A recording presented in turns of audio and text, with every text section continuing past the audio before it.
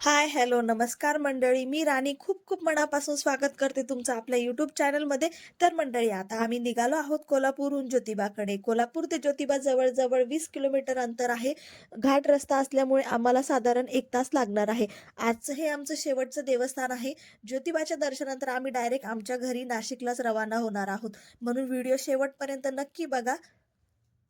महालक्ष्मी मंदिरात आम्ही जवळ-जवळ 4 ते 5 तास रांगेमध्ये होतो. शुक्रवार असल्यामुळे खूपच जास्त गर्दी होती. दर्शन मिळेपर्यंत संध्याकाळ झाली. बाकीची गोष्टीही झाल्या, काही खरेदी वगैरे केली. मग एक वेळ अशी आली, की आमच्या मनात विचार आला, चला आता ज्योतिबा स्किप करू आणि डायरेक्ट नाशिकला निघूयात. पण मग लगेच विचार केला, की आपण एवढ्या दूर आलो आहोत, तर फक्त थोड्या थकव्यामुळे एका देवाला पाठ देऊन जाणं योग्य नाही. आणि मग काय आम्ही लगेच निर्णय बदलला आणि ज्योतिबाला निघालो.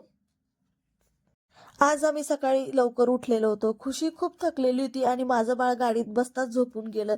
ज्योतिबाच्या ठिकाणी पोहोचलो. गाडी एका ठिकाणी पार्क केली आणि खाली उतरलो.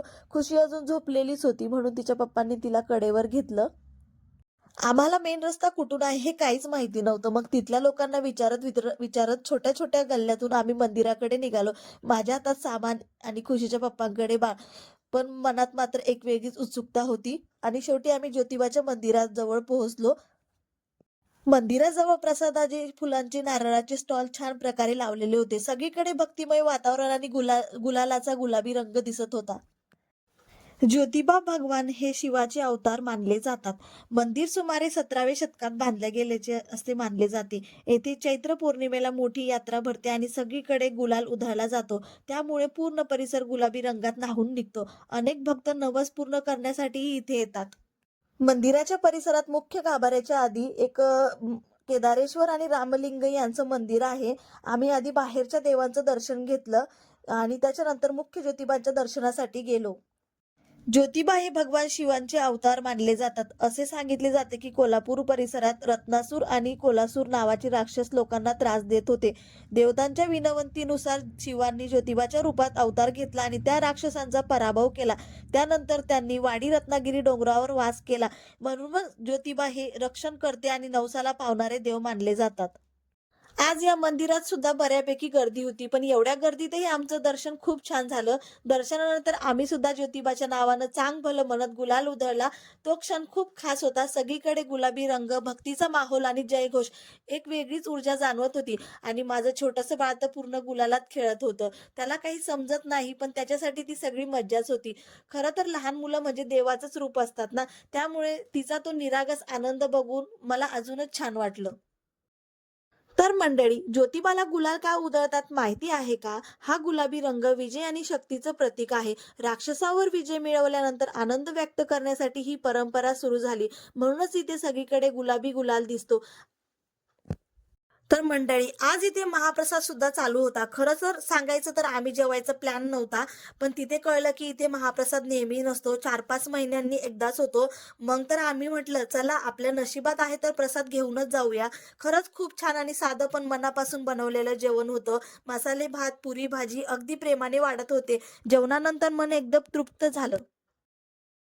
रात्र खूप झाली होती आणि आम्ही इतके थकलेलो होतो की अक्षरशः असं वाटत होतं इथेच कुठेतरी एखादी रूम बघावी आणि आराम करावा. पण ते काही शक्य नव्हतं.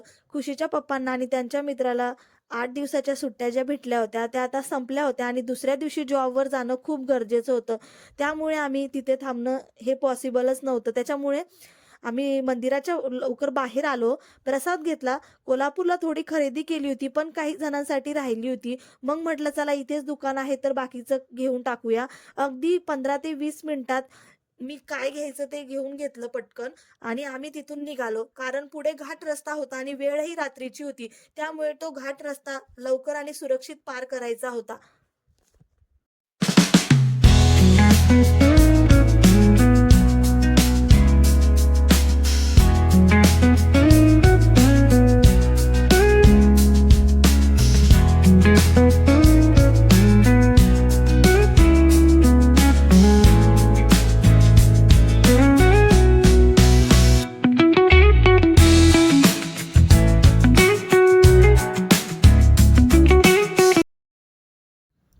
नागपूर ते नाशिक जवळ-जवळ 450 किलोमीटरचं अंतर आहे. म्हणजे आम्हाला पोहोचायला साधारण 9 ते 10 तास लागणार होते. पूर्ण रात्रच समजा प्रवासात जाणार होती. रात्रीचे 1 वाजले होते म्हणून आम्ही एका ठिकाणी थांबलो. आम्हा दोघींना चहाची गरज नव्हती, पण गाडी चालवण्यासाठी तो ब्रेक खूप महत्त्वाचा होता. आम्ही चहा नाही घेतली, पण मस्त गरमागरम कॉफी घेतली. कारण रात्रीचा लांबचा प्रवास आणि गाडी चालवण्याचा मूड फ्रेश राहणं खूप गरजेचं असतं. कॉफी घेतली आणि पुन्हा प्रवास सुरू केला. पण जशी-जशी रात्र वाढत गेली, तशी-तशी थंडी अक्षरशः अंगात शिरत होती. बरं झालं आम्ही गाडीत ब्लँकेट घेतलेलं होतं. मग आम्ही ती ब्लँकेट अंगावरती घेतलं होतं. थोड्या वेळ साठी आम्ही काय केलं, सकाळी 4 वाजले होते. म्हटलं गाडीला पण थोडा आराम पाहिजे.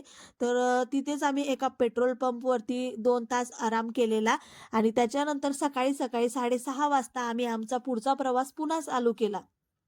सकाळची वेळ झाली होती आणि थंडी इतकी जबरदस्त होती की काय सांगू तुम्हाला. गाडीवर पूर्ण मॉइश्चर आलेलं होतं. तुम्ही बघू शकता काचावर सगळीकडे धुके जमा झालेले. त्याच्यामुळे सगळं पाणी-पाणी दिसतंय. खुशी मात्र मस्त झोपलेली होती. तिला काहीच फरक पडत नव्हता. पण जे गाडी चालवत होते त्यांचा विचारही करू शकत नव्हतो. पूर्ण रात्रभर ड्रायव्हिंग, थंडी आणि लांबचा प्रवास असं करत-करत शेवटी आम्ही नाशिकमध्ये पोहोचलो.